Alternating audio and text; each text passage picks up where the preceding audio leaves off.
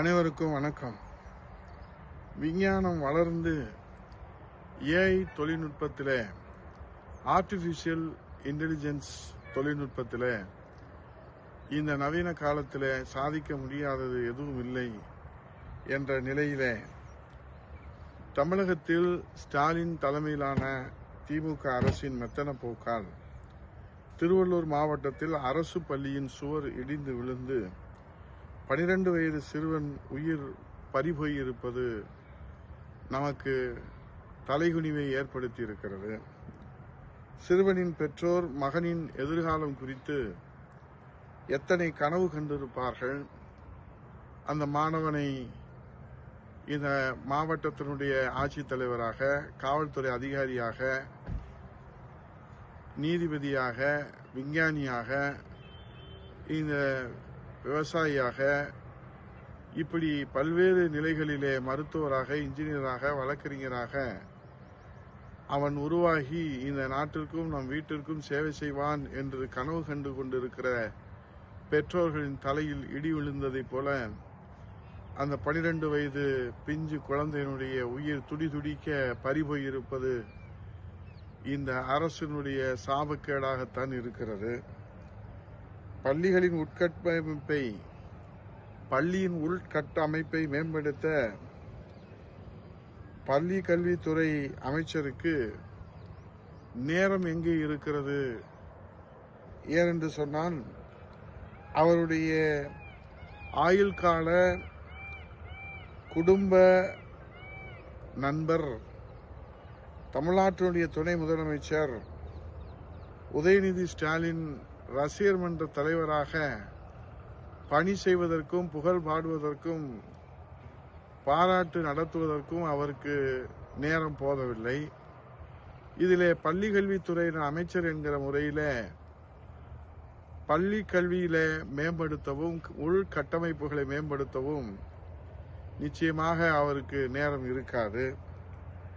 இளைய தலைமுறை, இந்த நாட்டின் வருங்காலம் இப்படி உயிர் பலி போவது சிந்திப்பதற்காவது அவர்களுக்கு நேரம் இருக்கிறதா? யோசிப்பதற்கு நேரம் இருக்கிறதா? இதை தடுத்து நிறுத்துவதற்கு நேரம் இருக்கிறதா? இல்லை, இது போன்று இன்னும் பள்ளி கட்டிடங்கள் இடிந்து விழுந்து பல 100 குழந்தைகள் இறந்து போனது கூட பலியானவர்களுக்கு 3 லட்சத்தை கொடுத்து அமைதியாக கடந்து சென்று விடுவார்களா? இந்த 3 லட்சம் நிவாரணத்தோடு பல்வேறு போராட்டங்கள் அந்த குழந்தையின் பெற்றோர்களும் உறவினர்களும் அந்த பகுதி பொதுமக்களும் நடத்துகிற போது அரசுக்குரிய ஆறுதல் 3 லட்சம் நிவாரணத்தை வழங்கியிருக்கிறது. ஆனால் இந்த நேரத்திலே நாம் ஒன்றை ஒப்பிட்டு பார்க்கக்கூடிய ஒரு செய்தியை பகிர்ந்து கொள்ள விரும்புகிறேன். சமீபத்திலே மேற்கு வங்கத்திலே பிரபல கால்பந்து வீரர் மெஸ்லி பங்கேற்ற நிகழ்ச்சியில குளறுபடி ஏற்பட்டு மைதானத்தின் சொத்துக்கள் சேதப்படுத்தப்பட்டன.